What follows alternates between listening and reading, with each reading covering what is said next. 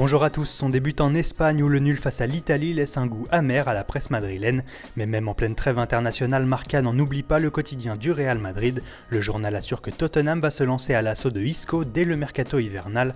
Un dossier forcément délicat à gérer pour Zinedine Zidane qui avait fait le forcing pour conserver son joueur cet été, lui qui aurait préféré se séparer de James Rodriguez.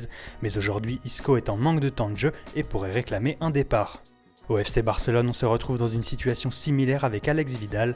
L'ancien Sévillan n'a jamais réussi à s'imposer, même suite au départ de Dani Alves. Selon Mundo Deportivo, il aurait aujourd'hui perdu patience et aurait fait part à ses coéquipiers de sa décision de quitter le club au plus vite. Pour le remplacer, le Barça penserait à Lichtsteiner, Cancelo ou Dario Serna. En Angleterre, les tabloïds se passionnent pour l'avenir de Arsène Wenger, présenté comme le grand favori pour récupérer le poste de sélectionneur national. Aujourd'hui, le Sun relaie les dernières déclarations de Ivan Gassidis, le directeur général des Gunners, qui assure que son club n'est pas dépendant de l'entraîneur français.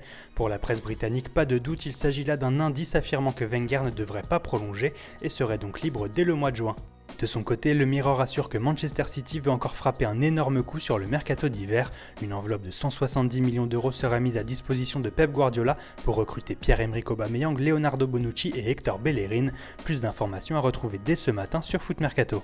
En Italie, l'avenir de Kingsley Coman fait de nouveau parler. La rumeur apparue en début de semaine prend de l'ampleur. Le Bayern Munich ne souhaiterait finalement pas lever l'option d'achat pour le français et la Juventus attendrait un signal des Bavarois pour récupérer le jeune international. A noter également que le Corriere dello Sport relaie l'appel du pied de Thiago Silva au Milan AC par la voix de son agent. Il ne faut jamais dire jamais.